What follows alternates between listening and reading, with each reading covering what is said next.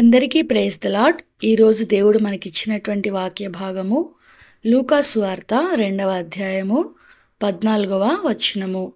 సర్వోన్నతమైన స్థలములలో దేవునికి మహిమయు, ఆయనకిష్టులైన మనుషులకు భూమి మీద సమాధానమును కలుగునుగాక అని దేవుని స్తోత్రము చేయుచుండెను.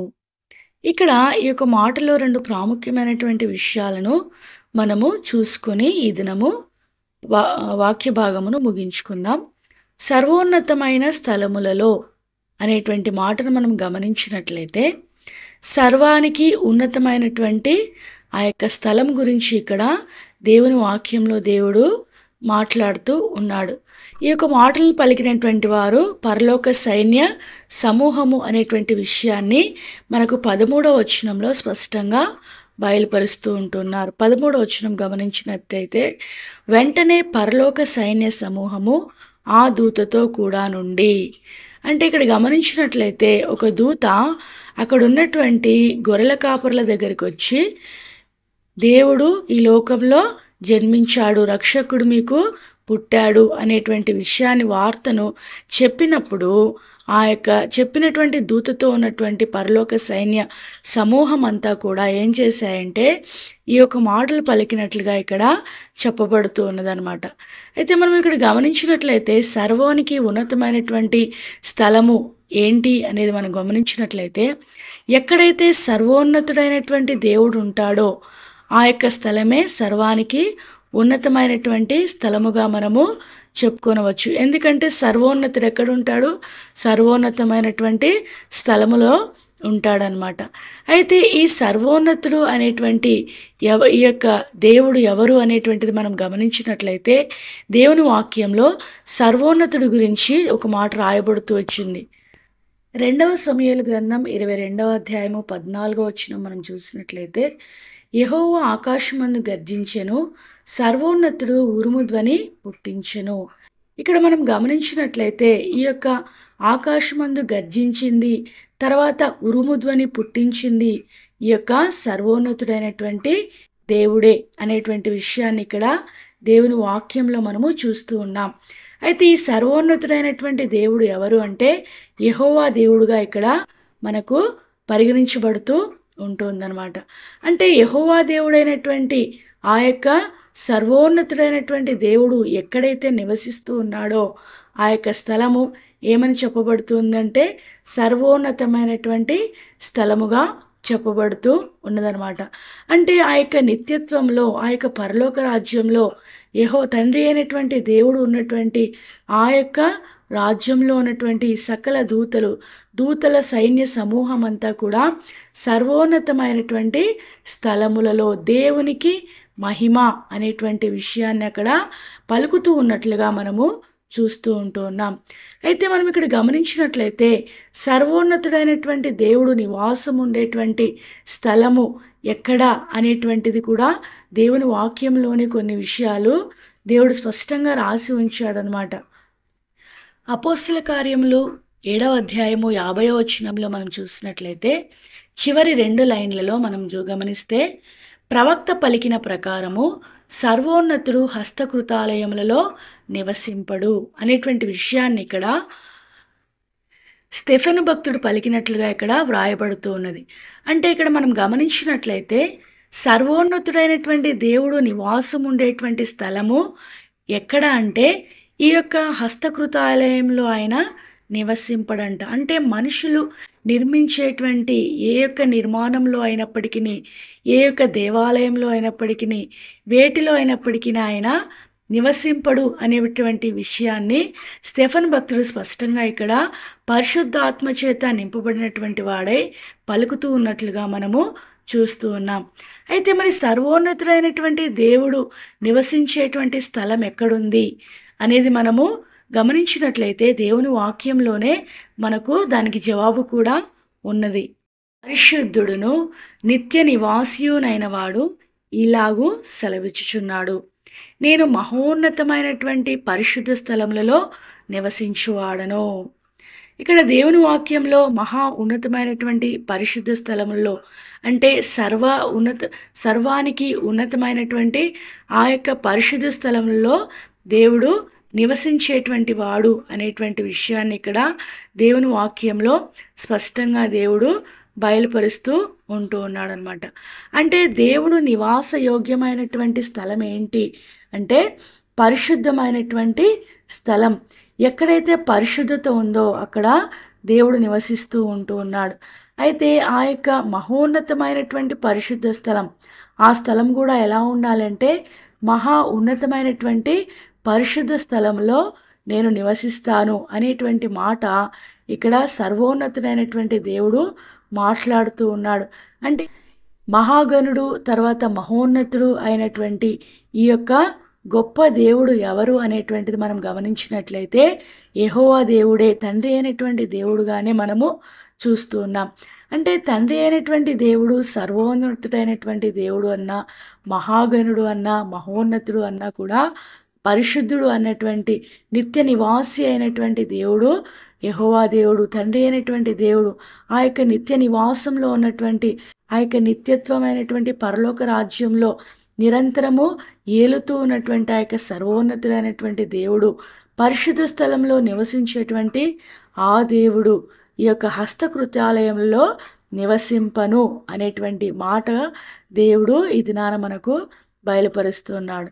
అంటే దేవుడు ఈ యొక్క భూలోకంలో ఉన్నటువంటి హస్తకృత్యాలయములలో నివసింపడు.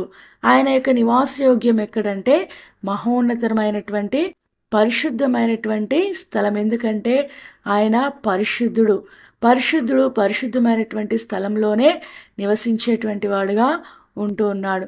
తర్వాత ఆయన సర్వోన్నతుడు గనుక సర్వానికి ఉన్నతమైనటువంటి ఆ యొక్క స్థలంలోనే దేవుడు నివసించేటువంటి వాడుగా ఉంటూ ఉన్నాడు.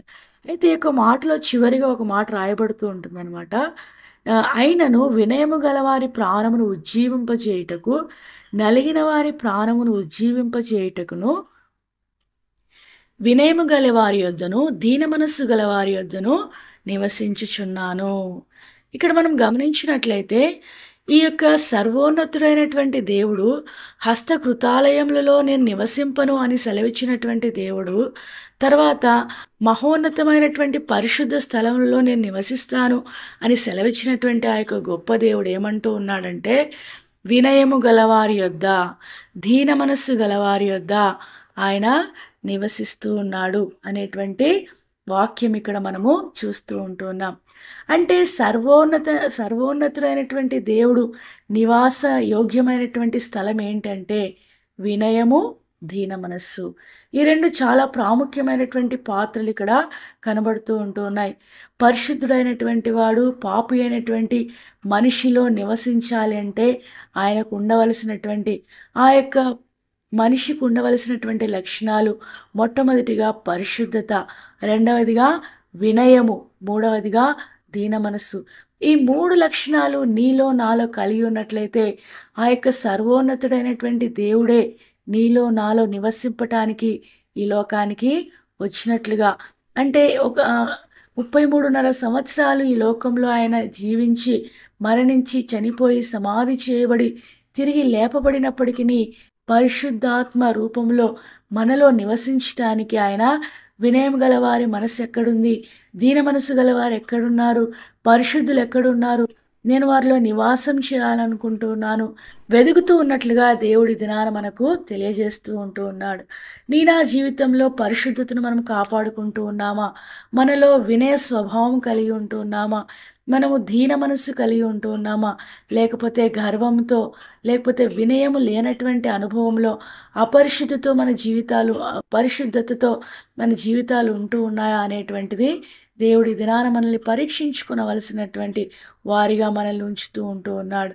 కనుక మనము సర్వోన్నతమైనటువంటి దేవునికి నివాస యోగ్యమైనటువంటి స్థలముగా ఉన్నప్పుడు దేవునికి ఏమవుతుందంటే మహిమ కలుగుతుంది. దేవునికి మన ద్వారా మహిమ కలగాలంటే దేవుడు మనలో నివసించాలి. దేవుడు మనలో నివసించాలంటే మనలో పరిశుద్ధత ఉండాలి, మనలో వినయం ఉండాలి, మనలో దీన మనస్సు ఉండాలని దేవుడి దినాన మనల్ని కోరుతూ ఉన్నాడు. ఇదే వాక్యంలో మనం చూసినట్లయితే లూకా సువార్త 2వ అధ్యాయం 14వ వచనంలో మనం ఇంకో విషయాన్ని మనం గమనించినట్లయితే సర్వోన్నతమైనటువంటి స్థలములలో దేవునికి మహిమయు, ఆయనకిష్టులైన మనుష్యులకు భూమి మీద సమాధానం. ఇక్కడ ఎవరికి సమాధానం అని సెలవిస్తూ ఉంటూ ఉన్నాడంటే, దేవునికి ఇష్టలుగా జీవించేటువంటి మనుషులకు భూమి మీద సమాధానము కలిగి ఉంటుంది అనేటువంటి విషయాన్ని ఇక్కడ ఈ యొక్క వచనంలో మనము చూస్తూ ఉంటూ ఉన్నాం. అంటే ఆయనకి ఇష్టలైనటువంటి మనుషులెవరు? మనం ఆయనకి ఇష్టలంగా కావాలంటే, ఆయనకి ఇష్టమైనటువంటి మనుషులము మనం అవ్వాలంటే, మన జీవితాల్లో ఏం కలిగి ఉంటే ఆయనకి ఇష్టలం అవుతామో, దేవుని వాక్యంలో కొన్ని విషయాల్ని మనము చూస్తాము. హెబ్రీయులకు రాసిన పత్రిక 11వ అధ్యాయము 6వ వచనంలో మనం చూసినట్లయితే, విశ్వాసము లేకుండా దేవునికి ఇష్టడై ఉండుట అసాధ్యము. దేవు దేవుని యొద్దకు వచ్చువాడు ఆయన ఉన్నాడనియు, తన్ను వెదకు వారికి ఫలము దయచేయువాడనియు నమ్మవలెను గదా. ఇక్కడ దేవుని వాక్యంలో దేవుడు మనల్ని చూసినట్లయితే, దేవునికి ఇష్టలు ఎవరంటే విశ్వాసము లేనివారు కాదు అనేటువంటి విషయాన్ని ఇక్కడ సెలవిస్తూ ఉంటున్నారు. అంటే విశ్వాసం లేకుండా దేవునికి ఇష్టలై ఉండడంటే మరి ఎవరు ఇష్టలుగా ఉంటారు? విశ్వాసం కలిగినటువంటి వారు దేవునికి ఇష్టలుగా ఉంటారు అనేటువంటి విషయాన్ని యొక్క వచనం ద్వారా దేవుడు మనకు తెలియజేస్తూ ఉంటున్నాడు. అంటే నా జీవితంలో విశ్వాసం కలిగి మనము జీవించాలి అనేటువంటి విషయాన్ని దేవుడు మొట్టమొదటిగా ఆయనకి ఇష్టలైనటువంటి మనుషుల జాబితాలో వీరిని ఉంచుతూ ఉంటూ ఉన్నాడు. ఎవరినంటే విశ్వాసం కలిగినటువంటి వారిని దేవుడు ఇష్టపడుతూ ఉంటూ ఉన్నాడు అనమాట. నీవు నిజంగా విశ్వాసం కలిగి ఉంటూ ఉన్నావా? నువ్వు ఆయన ఎద్దకు వస్తూ ఉన్నావు, పోతూ ఉన్నావు, ఆయనను వెతుకుతూ ఉన్నావు, కానీ ఆయన నిజంగా ఫలం దయచేస్తాడని నీవు నమ్ముతున్నావా? నీవు నమ్మాలి ఆయన ఫలం దయచేసేటువంటి దేవుడు అని నీవు నమ్మాలి కదా అని దేవుని వాక్యంలో దేవుడు ఈ దినాన దేవుడు నీకు తెలియజేస్తూ ఉంటూ ఉన్నాడు. ఆయన విశ్వాసం ఉంచుతూ ఉన్నటువంటి నీ జీవితంలో, నా జీవితంలో ఆయన ఫలం ఆలస్యం చేస్తూ ఉన్నప్పుడు, ఆయన ఫలాన్ని మనం వెతుకుతూ ఉన్నప్పుడు, ఆయన వెనకంజ వేస్తూ ఉన్నప్పుడు, ఆయన కొద్దిగా మనల్ని పరీక్షిస్తూ ఉన్నప్పుడు మనము చింతించే వారంగా ఉంటామన్నమాట. మనము నిజంగా దేవుడు మనకు ఫలం దయచేస్తాడా అని అనుమానించేటువంటి పరిస్థితిలో ఉంటూ ఉన్నాం. అయితే దేవుని వాక్యంలో దేవుడు సెలవిచ్చేది ఏంటంటే, మనకు ఆరోగ్యం కావాలన్నా, మన జీవితాల్లో ఏదైనా మనం పొందుకోవాలన్నా, మనకు ఉండవలసినది, మన ప్రార్థనకి జవాబు రావాలన్నా, మనం అడిగింది దొరకాలన్నా, మనం వెతికేది దానికి ఫలము దయచేయబడాలన్నా మనకు కావాల్సింది విశ్వాసము అనేటువంటి విషయాన్ని ఈ యొక్క వచనం ద్వారా, ఈ యొక్క వాక్యం ద్వారా దేవుడు మనకు తెలియజేస్తూ ఉంటూ ఉన్నాడు. అయితే దేవునికి ఇష్టలుగా బ్రతికినటువంటి మనుషులు యొక్క బైబిల్ గ్రంథంలో చాలామంది ఉంటూ ఉన్నారు. కానీ మనం ఒక వ్యక్తిని ఈ దినాన చూసుకొని ఈ యొక్క అంశమును ముగించుకుందాం. హెబ్రీయులకు రాసిన పత్రిక 11వ అధ్యాయము 5వ వచనంలో మనం చూసినట్లయితే ఇక్కడ ఒక విశ్వాస వీరుడు కనబడుతూ ఉంటూ ఉన్నాడు. అతడే హనోకు. హనోకు ఏం చేస్తూ ఉన్నాడంటే, హనోకు మరణము చూడకుండానట్లు కొనిపోబడెను. అతడు కొనిపోబడక మునుపు దేవునికి ఇష్టడై ఉండెనని సాక్ష్యం పొందెను. ఇక్కడ దేవునికి ఇష్టడైనటువంటి మనుష్యుడుగా ఎవరుంటున్నారంటే హనోకు ఉంటున్నట్లుగా మనము చూస్తున్నాం. అంటే హనోకు దేవునికి ఇష్టడుగా ఉంటూ ఉన్నాడంటే ఖచ్చితంగా అతనికి ఏమి ఉండి ఉంటుందంటే విశ్వాసం ఉండి ఉంటుంది. ఎందుకంటే విశ్వాసం లేకుండా దేవునికి ఇష్టడై ఉండుట అసాధ్యము అనేటువంటి మాట ఇక్కడ చెప్పబడుతుంది కనుక, దేవునికి ఇష్టడుగా ఉన్నాడు అనేది మాట రాశాడు అంటే ఖచ్చితంగా హనోకు ఏమై ఉంటాడు? విశ్వాసం కలిగినటువంటి వాడై ఉంటాడు గనుకనే దేవుని వాక్యంలో దేవుడి విధంగా రాయించి ఉంటున్నాడు. అయితే హనోకు తన జీవితంలో విశ్వాసం కలిగి ఉండటానికి కారణాలేంటి? దేవునికి ఇష్టడై ఉండడానికి గల కారణం ఏంటి? రెండవ కారణం మనం చూసినట్లయితే హనోకు యొక్క జీవితాన్ని మనము ఆది కాండంలో చూస్తాం. ఆది కాండము 5వ అధ్యాయము 22వ వచనంలో మనం చూసినట్లయితే, హనోకు మెతూషెలను కనిన తర్వాత 300 ఏండ్లు దేవునితో నడుచుచు కుమారులను కుమార్తెలను కనెను. ఇక్కడ హనోకు తన యొక్క జీవితంలో దేవునితో నడిచినటువంటి అనుభవాన్ని కలిగినట్లుగా చూస్తూ ఉంటూ ఉన్నాం. దేవుడు హనోకు దేవునితో ఎన్ని సంవత్సరాలు నడిచాడంటే 300 ఏండ్లు దేవునితో నడిచినట్లుగా ఇక్కడ దేవుని వాక్యం స్పష్టపరుస్తున్నది. అయితే దేవునితో నడవటం అనేది మనము చెప్పుకున్నంత సామాన్యమైనటువంటి విషయం ఏమాత్రము కాదు. అంత సులువైనటువంటి పని కూడా కాదు. ఎందుకంటే నీ జీవితంలో, నా జీవితంలో పరిశుద్ధుడైనటువంటి దేవునితో నడవాలంటే ఒక సామాన్యమైనటువంటి విషయమేనా అండి? మనమేమో అపరిశుద్ధులం, దేవుడేమో పరిశుద్ధుడు. మరి పరిశుద్ధునితో అపరిశుద్ధుడు నడవాలంటే ఎంత వ్యత్యాసమైనటువంటి పరిస్థితి కదండీ!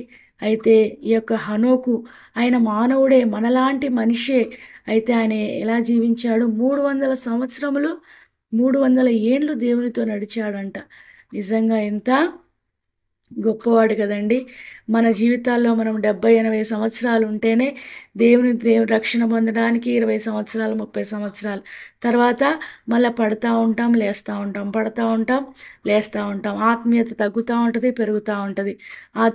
ఆత్మీయ జీవితంలో మనము ఒక నిలకడైనటువంటి స్థానాన్నే మనం కలిగి ఉండమనమాట. మరి దేవునితో నడిచే అనుభవం మనం ఉంటామా? దేవునితో కనీసం ఒక 10 రోజులన్నా నడవగలుగుతామా? కనీసం ఒక సంవత్సరమన్నా నడవగలుగుతూ ఉన్నామా? మన జీవితకాలం అంతా లెక్కేసుకుంటే, మనం జీవించినటువంటి సంవత్సరములన్నీ లెక్కేసుకుంటే, కనీసం 65 రోజులైనా దేవునితో నడిచినటువంటి అనుభవం మనం కలిగి ఉన్నామా? అనేది మనము నేడు పరీక్షించుకొనవలసినటువంటి వారంగా ఉంటూ ఉన్నాం. అయితే మరి దేవునికి ఇష్టలుగా ఉండాలంటే ఏం చేయాలి? దేవునితో నడవాలి. కానీ దేవునితో నడవడము చాలా కష్టం. అయితే కష్టమైనది ఇష్టంగా మనం చేయాలని ఆలోచించినప్పుడు, కష్టమైనది ఇష్టంగా మనం చేయాలన్న ఆశ మనలో ఉన్నప్పుడు దేవుడు తప్పకుండా మనకు సహాయం చేసేటువంటి వాడుగా ఉంటాడనమాట. మనలో అపరిశుద్ధత చోటు చేసుకొనకుండా మనల్ని మనం కాపాడుకుంటూ, దేవుని సహాయాన్ని కోరుకుంటూ, మనము అలాగా పరిశుద్ధమైనటువంటి జీవితం జీవించినట్లయితే దేవుడు తప్పకుండా మనతో నడిచేటువంటి వాడుగా ఉంటాడు. మనం కూడా ఆయనతో నడిచి ఆయనకి ఇష్టలంగా మనము చేయబడతామనమాట. ఈ విధంగా నీ జీవితంలో, నా జీవితంలో, మన హృదయాల్లో, మన జీవితాల్లో ఈ యొక్క భూమి మీద ఉన్నటువంటి ఈ యొక్క దినములన్నిటిలో కూడా సమాధానం కలిగి ఉండాలంటే నీవు ఖచ్చితంగా ఆయనకు ఇష్టలుగా జీవించాలి. ఆయనకి ఇష్టలుగా జీవించాలంటే మొట్టమొదటిగా ఆయన యందు ఖచ్చితంగా నీవు విశ్వాసం కలిగి ఉండాలి. రెండవదిగా ఆయనతో నీవు నడిచేటువంటి అనుభవంలో ఉండాలన్నమాట. ఆ పరిశుద్ధునితో నడవాలంటే నీ జీవితం, నా జీవితం ఎంతో పవిత్రమైనదిగా, ఎంతో పరిశుద్ధమైనదిగా, మనలో కల్మషం లేనటువంటిదిగా, మనల్ని మనం సరిచేసుకుంటూ, మన కొరకు కార్చబడినటువంటి ఆ యొక్క ప్రశస్తమైనటువంటి, అమూల్యమైనటువంటి రక్తంలో దినదినము, క్షణక్షణము మనము సరిచేసుకుంటూ, చక్కజేసుకుంటూ, ఆయన రక్త ప్రోక్షణ కిందికి మనల్ని తెచ్చుకుంటూ, తప్పిపోయిన ప్రతిసారి తిరిగి సమకూర్చబడుతూ, హెచ్చరించినప్పుడు సరిచేసుకుంటూ, లోబడుతూ మనము వెళ్ళినప్పుడు ఖచ్చితంగా మనం కూడా ఆయనతో నడిచేటువంటి అనుభవంలో ఉంటాం. ఆయనకి ఇష్టలంగా ఉండేటువంటి అనుభవంలో మనము ఉంటాం. అలాగున సర్వోన్నతమైనటువంటి సర్వోన్నతుడైనటువంటి దేవుడు, సర్వోన్నతమైనటువంటి స్థలంలో ఉండేటువంటి దేవుడు నా జీవితంలో, నా హృదయంలో, నీలో నాలో ఉండాలని కోరుకుంటూ ఉన్నాడు. అయితే నీలో నాలో ఉండాలంటే మనలో ఉండవలసినటువంటి మొట్టమొదటి లక్షణం పరిశుద్ధత, రెండవది వినయము, మూడవది దీన మనస్సు. అయితే ఆయనకి ఇష్టలంగా జీవించాలంటే మనలో ఉండవలసినటువంటి లక్షణాలు విశ్వాసము, రెండవది పరిశుద్ధత, ఆయనతో నడిచేటువంటి అనుభవం. అంటే ఈ యొక్క వచనం అంతా మనం గమనించినట్లయితే, ఈ యొక్క వచనానికి మనం ఈ యొక్క దినము మాట్లాడుకున్నటువంటి ప్రతి మాటకి మూలం ఏం కనబడుతుందంటే పరిశుద్ధత. పరిశుద్ధత అనేది దేవునికి ఎంతో ఇష్టమైనదిగా ఉంటున్నదనమాట. దేవుని వాక్యంలో ఒక మాట రాయబడుతుంది కదండి, నేను పరిశుద్ధుడనై ఉన్న ప్రకారము మీరును పరిశుద్ధులై ఉండుడి. దేవుని యొక్క వాక్యంలో కూడా, అంటే దేవుడు కూడా మాట్లాడుతూ ఉన్నటువంటి ప్రాముఖ్యమైనటువంటి విషయం ఏంటంటే పరిశుద్ధత. మీరు పరిశుద్ధులుగా జీవించాలి అనేటువంటి విషయాన్ని దేవుడు తెలియజేస్తూ ఉన్నాడు. మరొకసారి మనకి ఇచ్చినటువంటి వాక్య భాగాన్ని చదువుకొని ముగించుకుందాం. మన సమయం అయిపోయింది. లూకా సువార్త 2వ అధ్యాయము 14వ వచనం. సర్వోన్నతమైన స్థలములలో దేవునికి మహిమయు, ఆయనకిష్టులైన మనుషులకు భూమి మీద సమాధానమును కలుగునుగాక అని దేవుని స్తోత్రము చేయుచుండవలెను. ఆయనకు నివాసయోగ్యమైనటువంటి స్థలముగా మన జీవితాలు ఉండటానికి, తర్వాత ఆయనకిష్టలంగా ఉంటూ భూమి మీద సమాధానం కలిగి ఉండటానికి దేవుడు నీకు నాకు సహాయము చేయనుగాక. దేవుడి కొన్ని మాటలను దీవించి ఆశీర్వదించునుగాక. ఆమేన్.